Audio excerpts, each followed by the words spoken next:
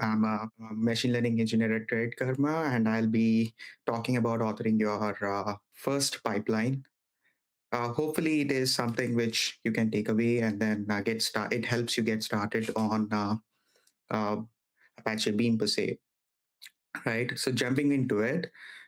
So what I want to do, I have two goals for this particular talk in this session. The first goal is to understand Apache Beam, what it is, what problem it solves, and what it gives you that you can't easily get otherwise. The second goal is to see it working on a real example. We are going to build a data pipeline from scratch, a pipeline that takes a data set of movie ratings and answers the question for each user, what are the top five liked movies? The only thing I'm assuming is that you have written Python before, and that's genuinely all you need. So let's not start with Beam, but with the problem it solves. So we'll use that example throughout this particular talk. So when we get to the internals, you will have already something to hang on. Here's what we are building today, right? So it's a pipeline that takes movie recommendations and answers for each user. What are the top five liked movies? So if you had 10 ratings or so, you would open a Python in a terminal, write a for loop, group by the user, sort each. In within each group, you would sort based on score and take the top five. Done, easy. That that works because the data is small and it perfectly fits in the memory on the one machine. But what if those 10 ratings become 10 million or 10 billion? A single machine doesn't have enough RAM. The for loop falls over. You need a different approach, something that you can spread the work across many machines and bring the results back together. That's exactly what Apache Beam is for. And this pipeline on screen, the load, filter, group, aggregate, answers the same question. The input is, if it is 10 rows or even if it is 10 billion, the same code, any scale. So just uh, that's what Apache Beam solves. So what is Apache Beam, right? So Apache Beam is a unified programming model for defining and executing data pipelines.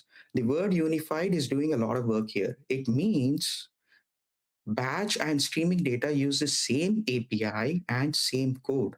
If your ratings are sitting in a file, that's batch. Beam handles it.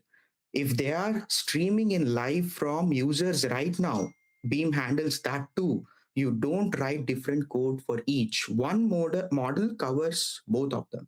So, and also it is any language support. So if you're comfortable with Python, mainly that is what we'll be doing, talking about in this particular talk. Or if you're comfortable with Java, or if you're comfortable with Go, you can use Beam and then solve this particular problem. And any scale, so 10 rows on your laptop or 10 billion rows on cloud cluster, the same code runs on both. The system figures out how to distribute the work, you don't. So there's one core idea that makes all of this possible, and it's on the next slide. So basically, you describe what you want to compute and the runner figures out how. So, what is your job? Group by user, sort by ratings, take the top five. You write that logic, and that's it. How is the runner's job? So, how to split the data across workers, what to do when a machine fails mid job, how to retry safely, how to merge partial results. None of that is your problem. The runner handles all of it. In practice, like there is direct runner which comes out of the box in Apache Beam, runs your pipeline on laptop with no setup. You change just one flag, you change the runner. Now the same code is executing on, if you use Dataflow runner, it executes on Dataflow, Google Cloud. If you already have Apache Spark cluster, you change that particular flag or the runner to Spark runner, it runs on Spark. It similarly for Flink, the same exact pipeline code runs on different runners at cloud scale. The logic doesn't change at all. So now that we have an idea, right? So let me show you the two building blocks of Beam that makes the whole thing concrete. So The first thing is P collection. So the thing that flows through a beam pipeline is called P collection. The P here stands for parallel. Think of it as a distributed list. It holds your data elements, and those elements can be spread across many machines at same time. You never change that distribution yourself. The runner handles it all throughout. Two properties define every P collection, right? The first one is it's distributed. You don't partition it, you don't split it, hand it to a runner, it figures out how to spread the work. Second, it's immutable. You never modify a P collection in place. When a transform, or when you are on this distributed list, if you are doing any transformations, you always create a new P collection. The original is untouched. This makes the whole this is what gives Apache Beam the power to rerun when it fails, to gives it fault tolerance, gives it stability. So one more thing worth pointing out is Beam.create, read from text, read from Kafka, all produce a P collection. That is, read from the Beam.create is basically, if you have a Python list, you can just give it to Beam.create API, it gives you a P collection. If you have data sitting on a file system, you give read from text, point that file system, let it be HDFS, GCS, or a normal local file system. You point Beam API to that, you get a P collection. And if it is a PubSub topic, you use read from PubSub. If it is a Kafka topic and you're getting message stream from there, you just give read from Kafka, you get a P collection. Same type, same API, regardless of where the data is coming from. The pipeline doesn't know or care which source it is coming from. It just sees elements inside that P collection. So we have data in a P collection now, right? What do we do with it? That is P transforms. So a P transform is an operation on a P collection. The contract is very simple. A P collection goes in and a P collection comes out. Because every transform now follows this particular contract, right? You can claim them.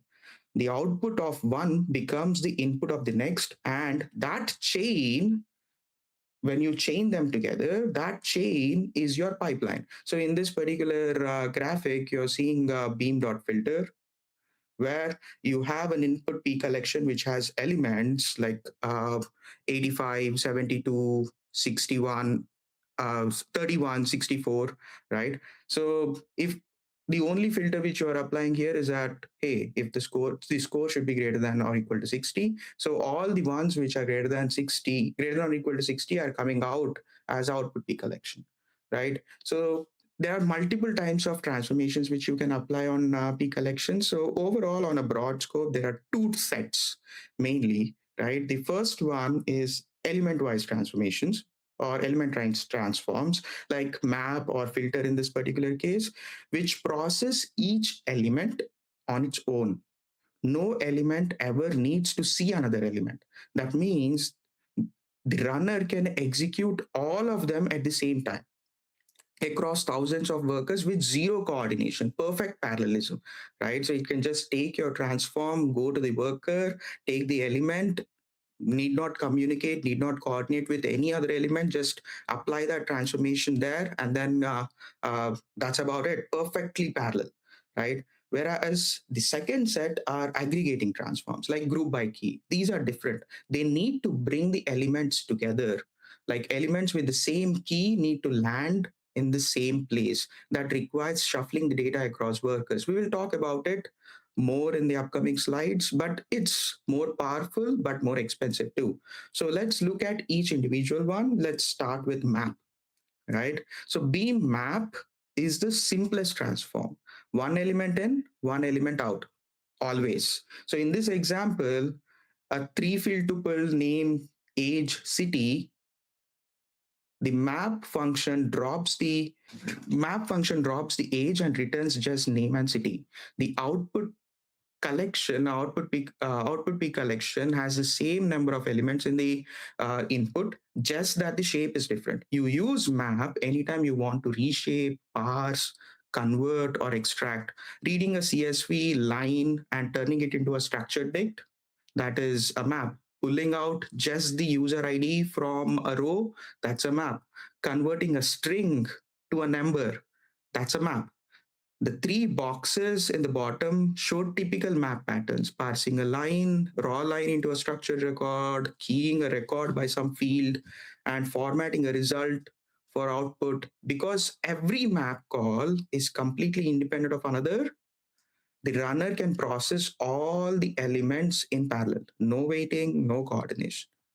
Now, what if we don't want to transform an element but decide we do we want to keep some of them, do we want to just discard some of them, then that would be filter transformation.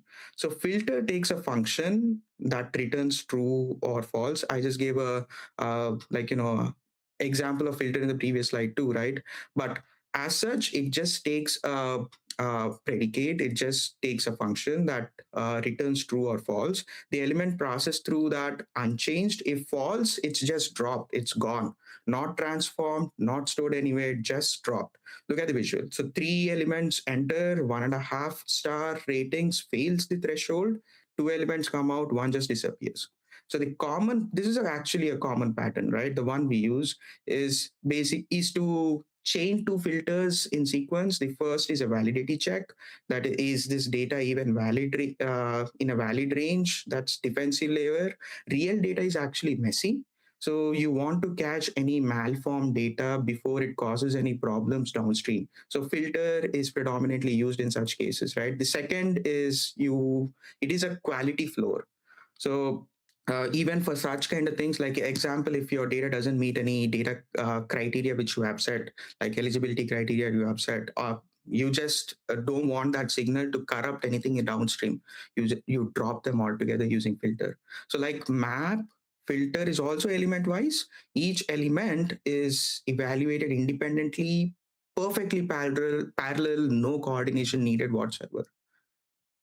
So, but sometimes you need, obviously, we have seen these element wise transformations, right? But sometimes you do need elements to talk to each other. You need to bring the elements together and process them as a group. What do we do then? Like, that's where one such example is GroupByKey, right? So GroupByKey takes a P collection of key value pairs and collects all the values that share the same key into one place. So here, look at the left side. There are four pairs. One is Alice Python, Bob Java, Alice Beam, Bob SQL. They are scattered on a real distributed system. Like Alice's two entries could be on completely two different machines. GroupByKey, what it does is it finds them all and brings them together. So what happens after, like after so here in this example, after you apply this GroupByKey transformation, Alice maps Python and Beam together onto one single to one single place, and Bob maps to Java and SQL. So all the values now are coming to one single place, and you can do operations on top of them after that, right? So we have seen now beam and map and filter, and now you have seen group by. These are not the only transformations. There are a chunk of them, right? Let me give you a quick map of what all exist, right?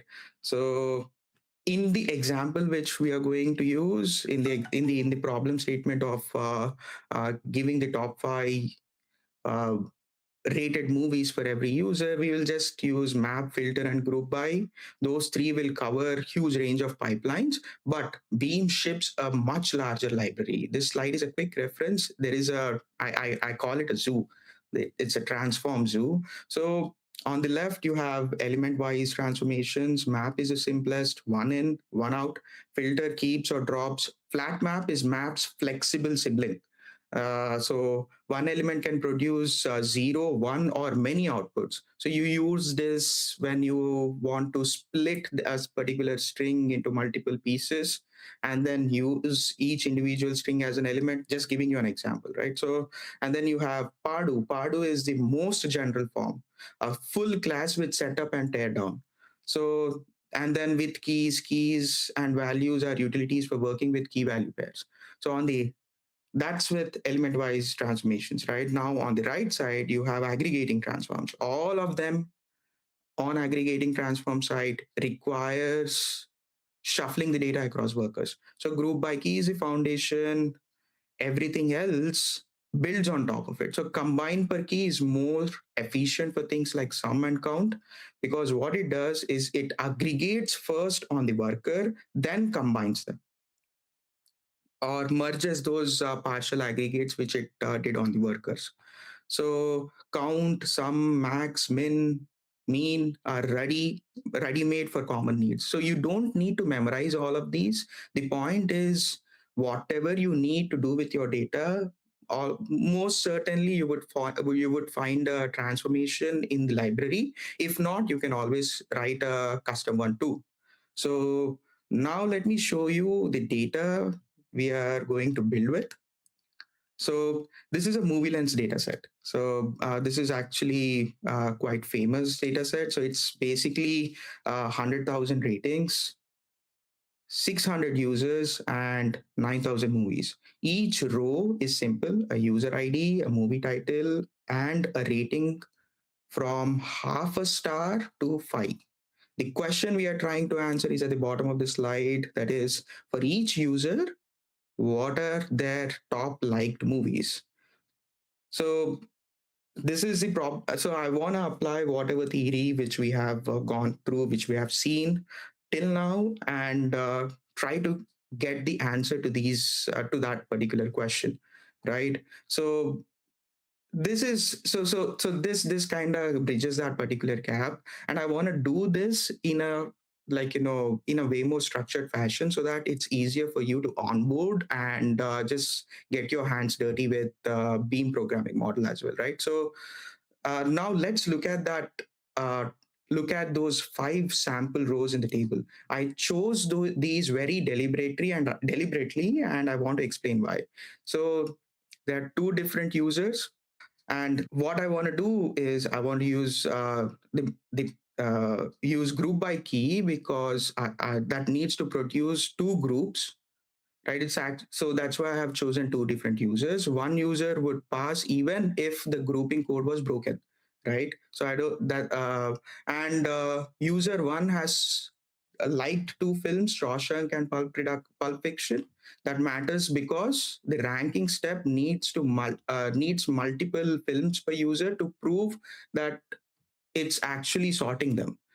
And the two red ones, usual suspects at 1.5 and Toy Story at 2, those are there on purpose to test the filter.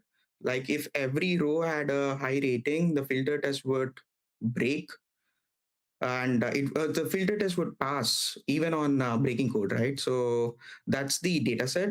So let me show you how we'll build with it, right?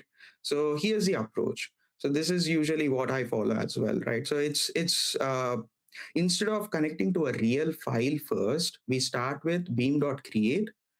It takes a Python list, turns it into a P collection, 5 rows, no files, no credentials, nothing to configure. We run it inside a test pipeline, and it's a Beam's built-in harness. So it runs locally in milliseconds inside a regular PyTest frame, inside a regular PyTest test. So after each step, we add assert that's Beam's assertion. It checks what's actually in the P collection at runtime. If it fails, you see exactly what you got versus what you expected. So here's the key insight. Beam.create produces the same exact P collection type as read from text. So the pipeline downstream doesn't know or care which one it got. So once all your assertions are green, we just replace beam.create with read from text, one line change, and everything, you have a real pipeline working on real data set, right? So let's walk through each step, starting from zero, loading the data set. So beam.create feeds in this 5 rows, the ones which I have shown you before. Filter drops anything below 3.5 rating, so 2 rows are gone there. And group collects the survivors by user. The 3 rows become 2 buckets, and aggregate step sorts each bucket and returns the top 5 films as the output. The four badges at the bottom are the four assertions, all green. So when you're writing this test, you assert that and then validate that your logic is right. The whole thing runs under 2 seconds in on your laptop. So if you carefully choose the data set, then the logic, the pipeline creation is just within a few seconds. So once you have this ready, you just have to make one single swap and it starts running on the full data set. So one line change and that's it. On the left side, you have used beam.create. On the right side, you have used, if you make a swap from beam.create to read from text, it runs on this 100,000 real rows. So the test pipeline doesn't run against your real data. They just stay as unit tests that validate the logic. You run the pipeline on real data without them, but the logic those tests verified is exactly what's now processing 100,000 rows. But what if this 100,000 rows are not enough? If you have a 10 million or 100 million or 10 billion rows, which obviously wouldn't fit on a single machine. So that's where the runner comes in. So the exact same code now with one more flag change, you are if with one more flag change you can run it on a big cloud cluster. If you change it to Dataflow runner, you are running on Google Cloud. If you on Dataflow, if you already have a Apache Spark cluster, you can change it to Spark runner and submit a job there, and then it automatically in a distributed fashion runs the same pipeline code which you have written and gets the job done. So once you hand it off the cloud runner, it takes over everything. It provisions the workers, it scales up and down, it retries if something has failed, and it also gives you the dashboard, right? Same code, different runner, any scale. So that's that's how powerful this whole thing is. So let me wrap up with the 6 things I want you to take away from today's this one, right? So I have added the so before we go to the final one, I have added these two GIFs, which pretty much show you the whole thing, which I have talked about in code fashion. So this is a test pipeline,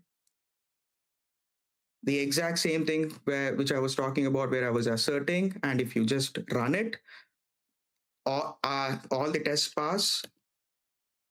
And I have made this swap where instead of using beam.create, I just am parsing the CSV and got the P collection. Rest of the transformation layer remains the same.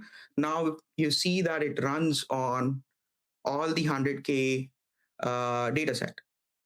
So these are the 6 things I was saying, right? I want you to take away. So beam equals what? So you, from your side, you just describe what you want to do, and runner equals how. That's the foundation. You write the logic, the runner handles the execution. The second one is P collection is a distributed, immutable, runner agnostic list. It's the same API holds whether it is 5 elements or 5 billion. PTransform operations on P collections. So element wise are perfectly parallel, no coordination needed. GroupByKey brings the elements together, and when you use it, there are shuffles which are happening, a bit more costly, but lets you do unlocks a lot of unlocks a lot of capabilities. So build locally first using test pipeline. That's the best practice, and then make the necessary swaps to run it on bigger ones. And next 3 natural places where you can go from here is, this is a small mini scale pipeline from a recommendation systems use case.